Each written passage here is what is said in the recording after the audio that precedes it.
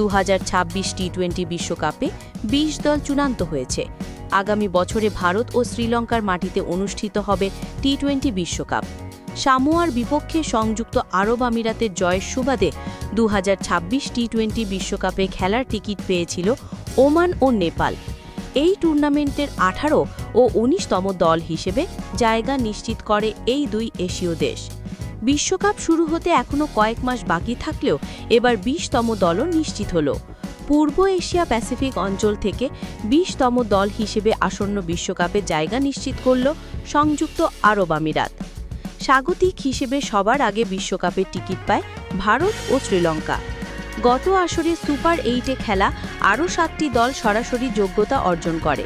ফলে স্বাগতিক ভারত বাদে বাকি 7 সুপার 8 দলও আগামী বিশ্বকাপে খেলবে। Bangladesh, Afghanistan, Australia, England, south Africa, West Indies, যুক্তরাষ্ট্র এছাড়া সহ আয়োজক শ্রীলঙ্কা নিশ্চিত করেছে। প্রথম রাউন্ড থেকেই বাদ পড়ায় র্যাঙ্কিং ভিত্তিতে পাকিস্তান, নিউজিল্যান্ড ও আয়ারল্যান্ডের বিশ্বকাপ খেলার সুযোগ মিলেছে। এছাড়া বাছাই পর্ব পেরিয়ে আমেরিকা অঞ্চল থেকে বিশ্বকাপ খেলা নিশ্চিত করেছে কানাডা। অন্যদিকে ইউরোপের বাছাই পর্ব পেরিয়ে প্রথমবারের মতো টি-20 বিশ্বকাপ খেলার সুযোগ পেয়েছে ইতালি। ইতালির সঙ্গে ইউরোপ থেকে নেদারল্যান্ডসও সুযোগ পেয়েছে। এছাড়া আফ্রিকা অঞ্চল থেকে ডেভিড ভিসের নামিবিয়া ও সিকান্দার রাজা জিম্বাবুয়ের বিশ্বকাপ নিশ্চিত হয়েছে। অন্যদিকে পূর্ব এশিয়া প্যাসিফিক অঞ্চল থেকে ওমান, নেপাল ও সংযুক্ত আরব আমিরাত।